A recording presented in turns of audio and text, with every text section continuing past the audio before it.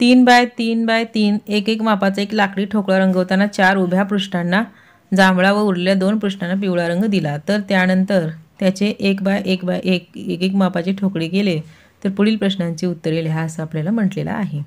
तर पुढील प्रश्नाचं आपल्या उत्तर पाहायचं आहे. एका पृष्ठावर पिवळा रंग असणारे किती ठोकळे मिळतील?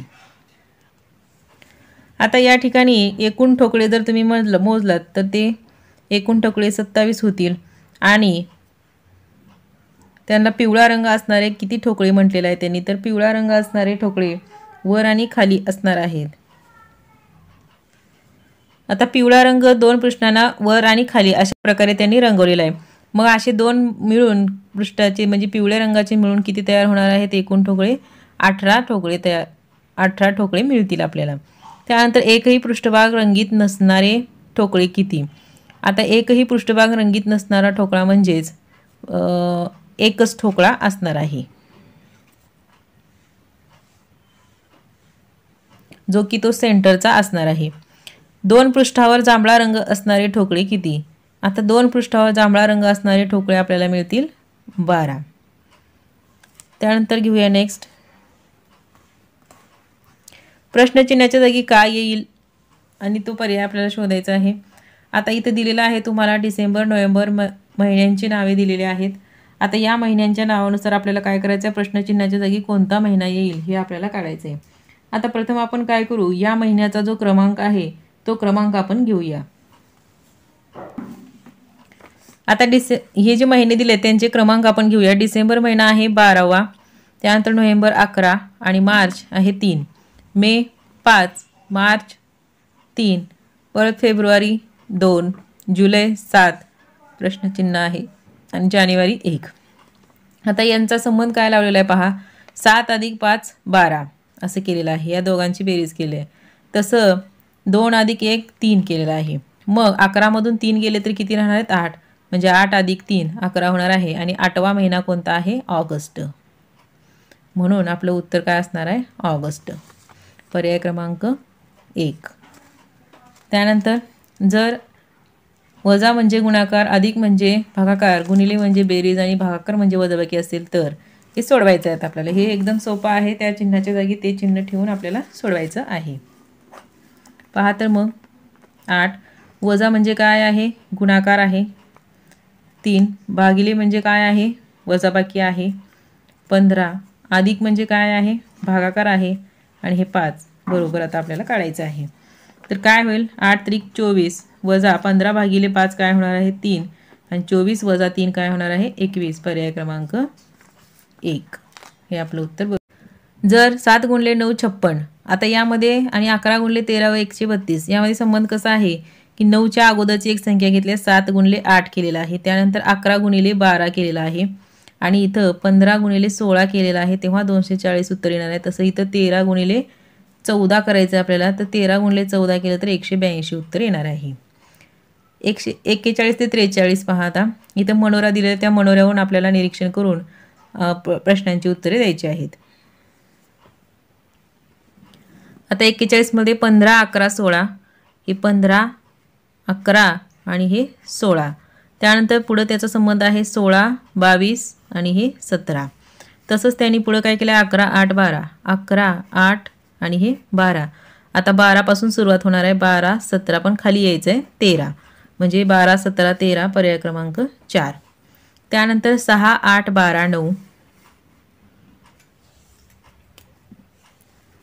ही 6 8 12 आणि 9 अशा प्रकारे त्यांनी 4 नंबर घेतलेले आहेत. आणि 12 16 22 17 12 16 22 17 म्हणजे परत त्यांनी मधलं जे अक्षर आहे त्या 3 नंबरच्या त्याच्यापासून सुरुवात केलेली आहे. तसंच 7 9 13 10 7 9 13 10. आता 13 पासून सुरुवात करायचं आहे आपल्याला. 13 17 23 आणि 18 13 17 23 18 13 17 23 18 पर्याय क्रमांक 3. त्यानंतर घेऊया नेक्स्ट 6 5 7 6 5 7 6 9 7 म्हणजे खालचे अंक आणि वरचे अंक घेतलेले आहेत त्यांनी, मधलाच एक बदललेला आहे. तसं 9 7 10 9 7 10 आता काय करायचं आहे, 9 पासूनच सुरुवात करायची आहे, फक्त मधला अंक बदलणार आहे. 9, 13, 10. पर्याय क्रमांक 4. घनाकृतीत एकूण किती ठोकळे आहेत? तर घनाकृतीमध्ये एकूण ठोकळे जर आपण काउंट केले तर ते 54 येतात. 4 बाजूंनी रंगवलेले ठोकळे किती आहेत? 4 बाजूंनी रंगवलेले ठोकळे हे फक्त 6 मिळतील आपल्याला. त्यानंतर 3 बाजू रंगीत असणारे किती ठोकळे आहेत? 3 बाजू रंगीत असणारे ठोकळे आहेत 9 आणि ए अक्षराने दाखवलेल्या ठोकळ्याच्या किती पृष्ठांनी इतर ठोकळ्यांच्या पृष्ठांना स्पर्श केला आहे? आता इथं ए ठोकळा दाखवलेला आहे आणि त्यांनी इतर ठोकळे जे स्पर्श केलेले आहेत ते म्हणजे 4 ठोकळे केलेले आहेत. हा 1, हा 2, 3 आणि हा बॅकचा एक 4. क्रमांक 48 मध्ये विसंगत पद आपल्याला ओळखायचं आहे. आता यामधील जर तिन्ही संख्येला आपण 8 ने जर भाग दिला तर तो पूर्ण भाग जातो, म्हणजे या 3 संख्या 8 ने विभाज्य आहेत, मात्र 230 ही विभाज्य नाही. त्यानंतर 98/112. आता या संख्या जर आपण निरीक्षण केलं तर आपल्याला हा 7/8 सममूल्य अपूर्णांक दिसतो, म्हणजे याला 14 ने जर भाग घातला तर 7/8 येतं आणि याला 17 ने भाग दिला तर 7/8 येतं आणि याला 22 ने दिला. पण इथं 19 ने भाग दिला तर इथं मात्र काय होतं, 152 येतं छेदामध्ये, पण इथं 154 दिलेला आहे. म्हणून पर्याय क्रमांक 2 हा 7/8 सममूल्य अपूर्णांक नाही. म्हणून पर्याय क्रमांक 2 हे उत्तर बरोबर आहे. त्यानंतर प्रश्न क्रमांक 50 मध्ये या संख्येला 3 ची कसोटी इथं वापरली आहे. 3 न विभाज्य असणाऱ्या संख्या आहेत यांची जर बेरीज केली तर 18 येते, ही 3 न भाग जाते याला. त्यानंतर 651 यांची जर बेरीज केली तर 12 येते, यालाही 3 ने भाग जातो, याला मात्र जाणार नाही कारण यांची बेरीज 3 येते. म्हणून पर्याय क्रमांक 3 हे उत्तर आपलं बरोबर आहे. आणि 13 येते आणि त्यानंतर पर्याय क्रमांक 4 मध्ये यांची बेरीज 18 येते, म्हणजे ही 3 ने विभाज्य संख्या आहे. म्हणून 3 ने विभाज्य नसलेली संख्या पर्याय क्रमांक 3. त्यानंतर प्रश्न 51 दिलेली प्रश्नाकृती पाण्याच्या पृष्ठभागावर उभी केली असता तिचे पाण्यातील प्रतिबिंब आपल्याला शोधायचं आहे. यामधील पाण्यातील आकृती आहे पर्याय क्रमांक 1. त्यानंतर 52 ते 54 साठी सूचना दिलेली आहे. स्तंभ दिलेला आहे आपल्याला, स्तंभ 1 आणि स्तंभ 2 दिलेला आहे. त्यावरून आपल्याला प्रश्नांची उत्तरे शोधायची आहेत. आता मेल हा शब्द म साठी काय आहे ते आपल्याला शोधायचं आहे. प्रथम आपण काय करूया की प्रत्येक अल्फाबेटला आपण कोणता नंबर येईल तो आपण आधी लॉजिक लावूया. आता आर घेऊया, त्यानंतर आय, त्यानंतर एम, ए. डबल आला असेल तर एकाच वेळेस आपल्याला अल्फाबेट घ्यायचा आहे, कारण त्यासाठी तोच नंबर वापरलेला आहे त्या अल्फाबेटसाठी. यू, ई, ओ आणि बी एवढे अल्फाबेट आपल्याला या ठिकाणी आहेत. आता आर साठी इथं 9, 6, 3 आलेला आहे. आय आणि एम साठी आहे, मग आर साठी 6. आता आर असलेला दुसरा इथं आहे, मग या दोन्हीमध्ये सारखा असणारा 6, म्हणून आर साठी 6. तर जर आपण सगळ्यांचं निरीक्षण करून काढलं तर आय साठी 9, एम साठी 5 आणि ए साठी 4, एल साठी आहे 7, यू साठी आहे 1 आणि ई साठी आहे 2 आणि ओ साठी 3 आणि बी साठी 8. अशा प्रकारे आपल्याला अल्फाबेट मिळतात. ते निरीक्षण करून आपल्याला काढावं लागणार आहे. म्हणजे यम आता इथं आहे तर यम इथं पण आहे, मग या दोन्हीमध्ये नंबरमध्ये सारखं काय आहे तर ते 5 आहे. यम सारखं आहे म्हणजे काय आहे ते, पहिलं जे अल्फाबेट्स आहेत तिथं ओ असायला पाहिजे होतं, तेव्हाच ते आपलं लॉजिक पूर्ण होणार आहे. आता पाहूया आपण एम ए आय एल साठी काय येणार आहे. एम साठी आहे 5, ए साठी आहे 4, आय साठी आहे 9 म्हणजे 5, 4, 9, 5, 4, 9 हा आपला ऑप्शन आहे. आणि मग एल साठी साहजिकच 7 असणार आहे, पर्याय क्रमांक 2. आता बीम साठी शोधूया आपण. बी साठी आहे 8 म्हणजे या 2 पर्यायापैकी असणार आहे. ई साठी आहे 2 आणि ए साठी आहे 4 म्हणजे पर्याय क्रमांक हा बरोबर आहे. त्यानंतर मॉरल साठी शोधूया आपण. एम साठी आहे 5, त्यानंतर ओ साठी आहे 3, 5, 3, त्यानंतर आर साठी आहे 6, 5, 3, 6, ए साठी 4 आणि शेवटचा ए साठी 7 म्हणजेच एल साठी 7 म्हणजेच पर्याय क्रमांक 1. त्यानंतर 55 ते 56 साठी सूचना दिलेली आहे की एक विशिष्ट नियम या आकृत्यामध्ये दिलेला आहे, तो ओळखून आपल्याला प्रश्नचिन्हाच्या जागी योग्य पर्याय सोडवायचा आहे. 55 मध्ये काय संबंध दिलेला आहे ते अगोदर आपण पाहूया. आता यांच्यामध्ये असा संबंध आहे की 37 अधिक 25 या दोघांची बेरीज केली आणि या दोघांच्या बेरजेमधून ही संख्या वजा केलेली आहे, म्हणजे 37 अधिक 85 वजा 25 अशा प्रकारे त्यांनी केलेलं आहे. तसंच यांचंही केलेलं आहे 28 अधिक 75 वजा 53 म्हणजेच ही मधली संख्या आलेली आहे. आता तसंच आपल्याला सोडवायचं आहे याचंही. 48 अधिक 67 किती होतात? 8 आणि 7 15 आणि हे वजा 32 करायचं आहे आपल्याला आणि हे 6 आणि 4 10 आणि 1 11 वजा 32 किती येईल?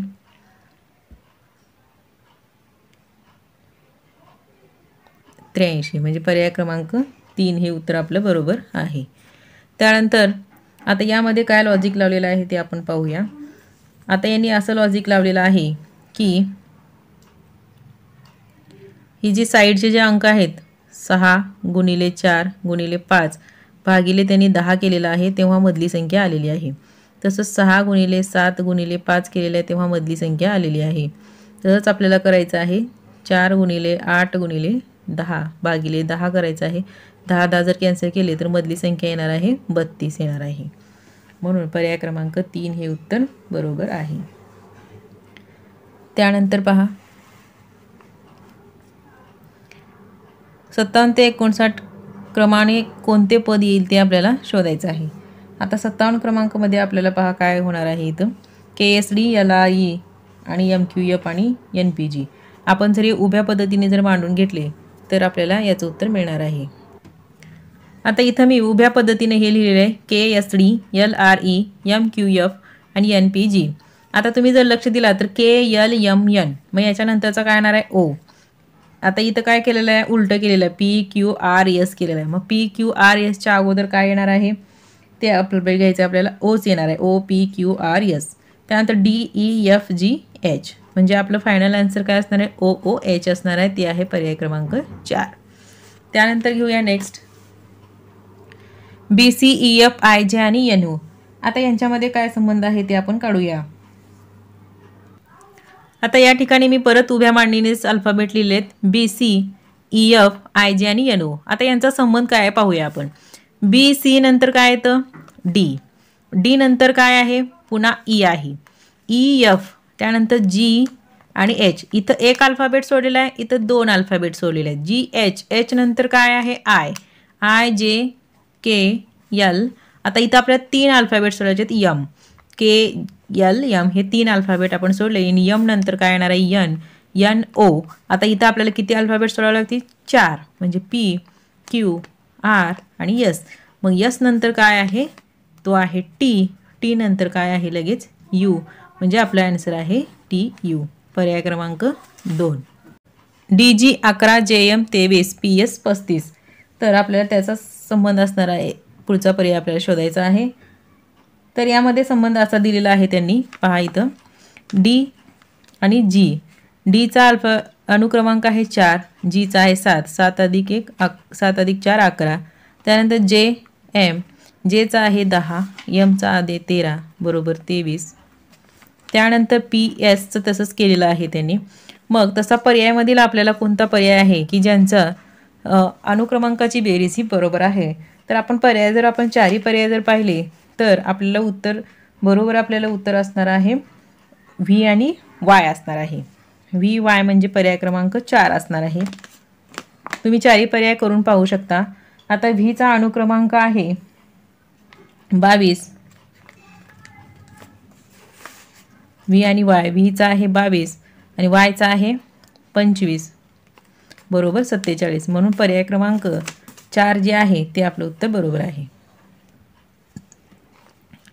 पुढील प्रश्नामध्ये अक्षरांचा एक गट दिलेला त्या गटाशी जुळणारा योग्य पर्याय आपल्याला निवडायचा आहे. 17 आणि PR WY 24 आणि DF 5 यांचा कसा संबंध आहे ते आपण अगोदर काढूया. आता यांचा संबंध असा आहे की Pचा जो अनुक्रमांक आहे तो Pचा आहे 16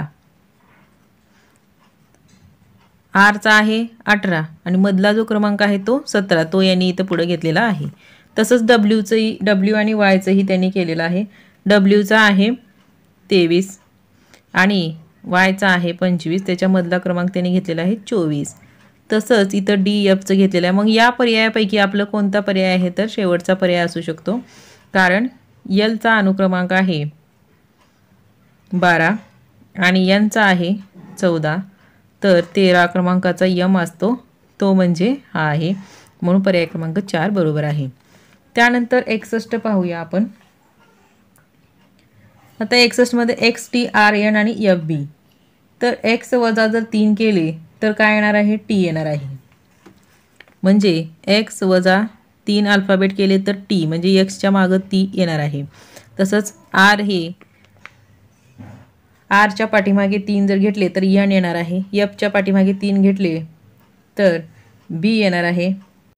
तसंच जर आपण या पर्यायामधील ओच्या पाठीमागे 3 घेतलं तर येणार आहे के एल एम एन आणि ओ. या दोघांच्या मध्ये 3 आहेत, म्हणजे प्रत्येकाच्या मध्ये 3-3 अल्फाबेट सोडून दिलेले आहेत, म्हणून पर्याय क्रमांक 2 हे उत्तर बरोबर आहे.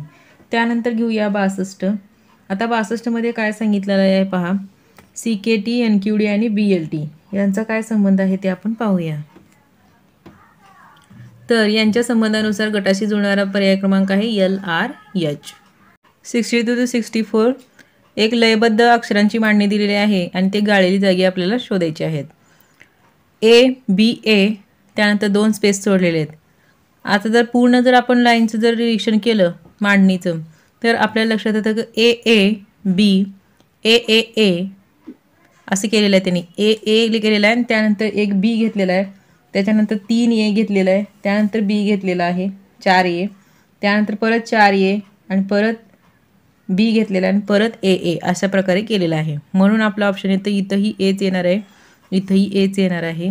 ए परत 4 ए घेतलेले आहेत त्यांनी मध्ये, परत 4 ए आहेत आणि परत बी ए ए अशा प्रकारे त्यांनी घेतलेलं आहे. म्हणजे 4 ए 1 बी 4 1 1 बी म्हणून पर्याय क्रमांक 1 उत्तर आपलं बरोबर आहे. त्यानंतर सी सी बी बी बी बी म्हणजे एक एक अल्फाबेट 3-3 वेळा घेतलेला आहे. इथं बी येणार आहे, ए ए 3 वेळा ए, सी सी इथं सी येणार आहे, परत 3 वेळा बी घेतलेला आहे, परत 3 वेळा ए येणार आहे आणि नंतर पुढे 3 वेळा सी येणार आहे. म्हणून आपलं ऑप्शन आहे बी ए सी ए. त्यानंतर राहुल जयेशपेक्षा 312 दिवसांनी मोठा आहे. सामान्य वर्षी जयेशचा 14वा वाढदिवस बुधवारी आला, तर राहुलचा 14वा वाढदिवस कोणत्या वारी आला असेल. आता हे उदाहरण सोडवत असताना आपल्याला ऑड दिवस काढून घ्यायचे आहेत. म्हणजे काय असणार आहे, राहुल मोठा असल्यामुळे राहुलचा अगोदर वाढदिवस येणार आहे आणि जयेशचा नंतर. म्हणजे बुधवारी जर त्याचा वाढदिवस झालेला असेल तर बुधवारच्या अगोदर याचा 14वा वाढदिवस झालेला असणार आहे. म्हणून आपण ऑड दिवस काढून घेऊया, म्हणजे तेवढेच वार आपल्याला काय करता येईल, पाठीमागं जाता येईल. ऑड दिवस काढण्यासाठी काय करायचं आहे, हे 312 दिवसांनी मोठा असल्यामुळे 312 भागिले 7 केलं आपण आणि याचं पूर्ण भाग किती जातो, 44चा पूर्ण भाग जातो. राहतात 4 शिल्लक राहतात. म्हणून 4 वार आपण काय करायचं आहे, पाठीमागं जायचं आहे, कारण अगोदर राहुलचा बर्थडे होणार आहे त्यानंतर जयेशचा होणार आहे. म्हणून 4 वार आपण पाठीमागे जर गेलं तर बुधवारच्या मागे 4 वार म्हणजे शनिवार असणार आहे. एक चौरस आकृती कागदाला घड्या घातलेल्या दिसणार आहेत आणि त्या घडीची आकृती डाव्या बाजूला दिली आहे. तोच कागद उरला कसा दिसेल याचा आपल्याला पर्यायामधून आकृती शोधायची आहे. आता 66च्या आकृतीचं प्रश्नाकृतीचं निरीक्षण केलं तर त्याची उत्तर आकृती कागद उघडल्यानंतर 1 नंबरची असणार आहे, कारण मध्ये सर्कल आहे म्हणून तयार होणार आहे. आणि जर 67 प्रश्नाची जर आकृती आपण पाहिली आणि त्याचे पर्याय उत्तर जर पाहिले तर आपल्याला आकृती मिळणार आहे पर्याय क्रमांक 4 ही आकृती आपल्याला मिळणार आहे. त्यानंतर घेऊया पुढे. महेश त्याच्या घरापासून पूर्वेला 18 किलोमीटर सायकलवर गेला, तेथून उजवीकडे. आता जसं त्याने अटी सांगितलं त्याप्रमाणे आपण जाऊया. घर आहे महेशचं, तो घरापासून पूर्वेला 18 किलोमीटर गेलेला आहे, ही पूर्व दिशा, इकडं 18 किलोमीटर गेलेला आहे. तेथून उजवीकडे वळून 3 किलोमीटर तो आलेला आहे. त्यानंतर पुन्हा उजवीकडे वळून 6 किलोमीटर आलेला आहे आणि शेवटी डावीकडे वळून त्याने 6 किलोमीटर अंतर कापलेले आहे. परत तो डावीकडे वळलेला आहे आणि 6 किलोमीटर अंतर परत त्यांनी कापलेला आहे. तर महेश घरापासून कोणत्या दिशेला व किती अंतरावर आहे. आता त्याचं अंतर आणि आपल्याला दिशा काढायची आहे. तर त्याची दिशा असणार आहे आग्नेय दिशा असणार आहे आणि आग्नेय दिशेचा इथं एकच पर्याय आहे तो म्हणजे 15 किलोमीटर। परंतु अंतर काढायचं असेल तर काय करावं लागेल आपल्याला?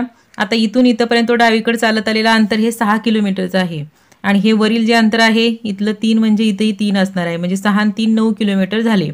आणि हे जे अंतर आहे इथले 6 किलोमीटर मायनस जर केले तर इथं 12 किलोमीटर शिल्लक राहतात।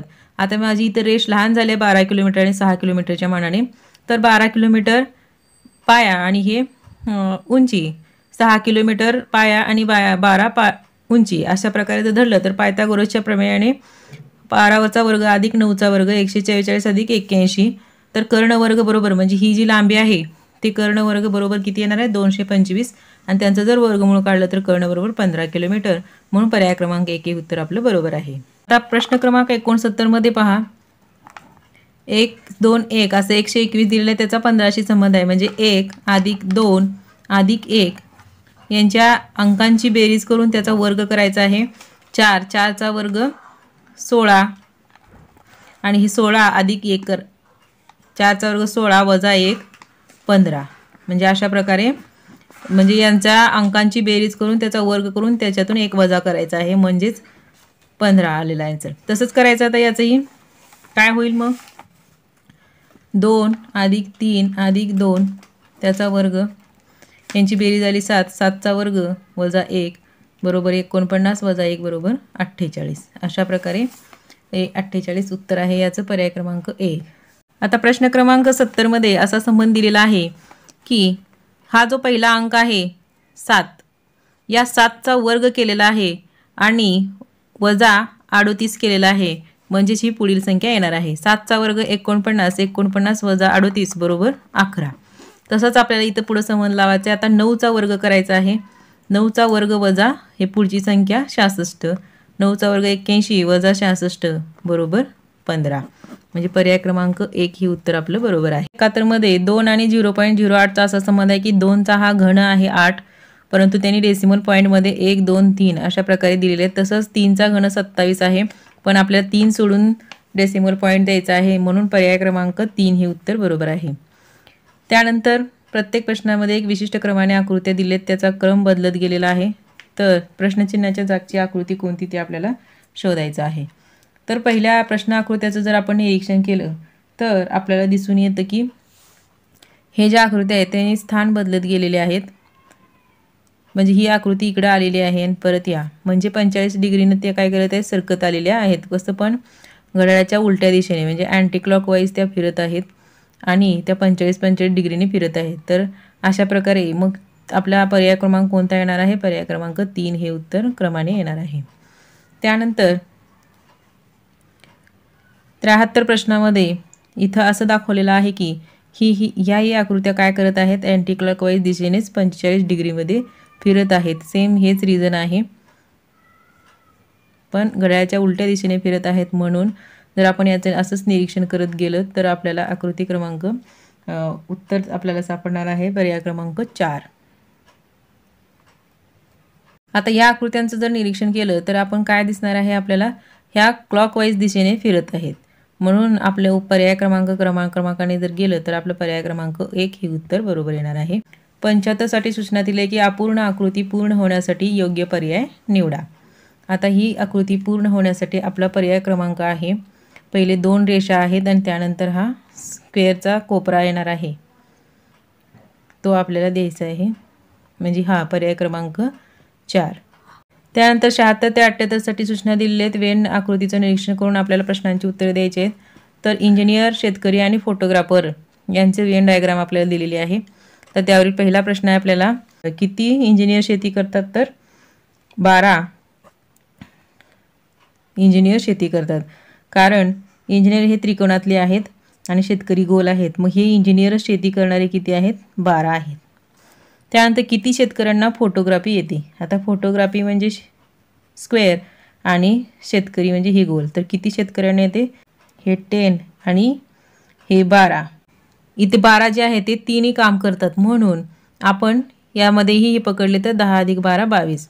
फोटोग्राफी न येणारे इंजिनियर किती आहेत?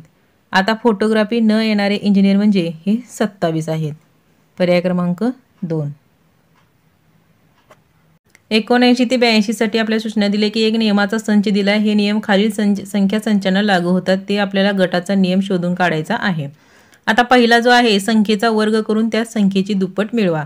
आता हा पहिला नियम आपण पहिल्यासाठी लागू होतो का नाही ते पाहूया आपण. आता 24 आहे. 24 मध्ये आपण 4चा जर वर्ग केला, संख्येचा वर्ग अधिक त्या संख्येची दुप्पट म्हणजे 4 गुणिले 2 16 अधिक 8 बरोबर 24. हा पहिला नंबर आलेला आहे. पण दुसरा पाहूया आपण 48. आता 48 मध्ये कशाचा वर्ग करावा लागेल आपल्याला? 6चा वर्ग करावा लागेल. 6चा वर्ग अधिक 6 6 गुणिले 2 त्याची दुप्पट करायचे. 6चा वर्ग 36 अधिक 12 बरोबर काय होणार आहे 48. त्यानंतर तिसरेही करून बघूया आपण. 80 म्हणल्यानंतर त्यामध्ये आपल्याला कितीचा वर्ग करावा लागेल? 8चा वर्ग 64 गुणिले 8 गुणिले 2 बरोबर 64 अधिक 8 दोन्ही 16 किती होतील 80. म्हणजे हा पहिला जो 79 साठी कोणता नियम लागू आहे? क्रमांक 1चा नियम 79 साठी लागू आहे. त्यानंतर घेऊया पुढे जाऊया. आता प्रश्न क्रमांक 80 मध्ये आपला नियम लागू होतो तो म्हणजे चौथा नियम की संख्येची पाचपट करून त्यात 3 मिळवायचे आहेत. संख्येची पाचपट करून त्यात 3 मिळवायचे आहेत. जर 43 घेतला आपण पहिल्यांदा तर 8 गुणिले 5 अधिक 3 केले तर काय होणार आहे? 43 होणार आहे. त्यानंतर 23चं करून पाहूया आपण. 23 बरोबर 4 गुणिले 5 अधिक 3 होणार आहे. म्हणजे हा चौथा नियम इथे लागू होतो. आणि 5 गुणिले 5 अधिक 3 केलं तर 28 होणार आहे. आणि त्यानंतर 18 कसं काय होणार आहे? 3 गुणिले 5 अधिक 3 18 होणार आहे. म्हणजे अशा प्रकारे हा चौथा नियम या ठिकाणी लागू होतो. त्यानंतर 81 साठी आपल्याला दुसरा नियम लागू होतो. दुसरा नियम काय सांगतो की संख्येचा वर्ग करून त्याचे निम्मे करा म्हटलेला आहे. या संख्येचा वर्ग करून त्याचे निम्मे केले. जर आपण 20चा वर्ग केला आणि भागिले जर 2 केलं तर काय येणार आहे? 400 भागिले 2 200 येणार आहे. तशाच प्रकारे हा नियम लागू होणार आहे. त्यानंतर 82 मध्ये हा दुसरा नियम लागू झाला. आता 82 मध्ये राहिलेला उरलेला तिसरा नियम लागू होणार आहे की संख्येचा घन करून त्यातून ती संख्या वजा करायची आहे. आता संख्येचा घन करून त्यातून तीच संख्या वजा करायची आहे. म्हणून 82 मध्ये बघा आता 6चा घन काय आहे? वजा 6 केलं 216 वजा 6 काय होणार आहे? 210 येणार आहे. त्यानंतर 24 म्हणल्यानंतर 3चा घन वजा 3 बरोबर 27 वजा 3 24. अशा प्रकारे आपला म्हणजे त्या संख्येचा घन करून ती संख्या वजा करणे हा नियम आपल्याला इथं लागू होणार आहे. त्यानंतर 83 ते 84 साठी सूचना आपल्याला दिलेल्या आहेत. संगीता, नमिता, नीता यांना गुलाब आवडतो आणि सरिता व्यतिरिक्त तो केवडा आवडतो. आता या ठिकाणी आपण मांडून घेऊया. आपण किती फुलं आहेत? गुलाब हा एक फूल आहे. त्यानंतर केवडा आहे, चाफा आहे आणि राहिला कोणता? मोगरा आहे. आता ही जी फुलं आहेत ती कोणाकोणाला आवडतात ते आपण पाहूया. गुलाब कोणाला आवडतो? संगीता आहे, नमिता आहे आणि नीता आहे. त्यानंतर केवडा सरिता व्यतिरिक्त सर्वांना केवडा आवडतो. म्हणजे सरिताला सोडून म्हणजे इथं कोण येणार आहे? नीता आली, नमिता आली, त्यानंतर संगीता आली आणि राधा पण आली. पुढे राधा आहे. चाफा फक्त नीता आणि राधाला आवडतो. नीता आणि राधाला फक्त चाफा आवडतो आणि संगीता व राधा व्यतिरिक्त इतरांना मोगरा आवडतो. म्हणजे कोण राहिल्या? नीता राहिली, नमिता आणि संगीता आणि राधा सोडून. म्हणजे अजून कोण राहिलेला आहे? हां, म्हणजे एवढ्यांना काय आवडतो? सरिता एक राहिलेली आहे. म्हणजे एवढ्यांना मोगरा आवडतो. आता प्रश्नांची उत्तरे आपल्याला द्यायला सोपं जाईल. कोणते फूल नमिताला आवडत नाही म्हटलेलं आहे. आता नमिता नसलेले याच्यामध्ये कोणतं फूल आहे? चाफा. म्हणून पर्याय क्रमांक 3 हे उत्तर बरोबर आहे. संगीताला आवडते मात्र राधाला आवडत नाही असे फूल कोणते? इथं संगीता आहे पण राधा नाही. म्हणजे गुलाबाचं फूल काय करते? राधाला आवडत नाही पण संगीताला आवडते. त्रिकोणांची एकूण संख्या किती आहे? तर त्रिकोणाची एकूण संख्या इथं जर आपण काउंट केलं तर 6 येते. आकृतीमध्ये समलंब चौकोनाची संख्या किती आहे? तर समलंब चौकोन आहेत एकूण 7. पहिल्या 87 प्रश्नाचं उत्तर आहे आपलं विसंगत पद आहे एन एफ. त्यानंतर 88चा आहे DFX आणि 89 प्रश्नाचं आहे NRV आणि 90व्या प्रश्नाचं उत्तर आहे CXT. अशा प्रकारे आपण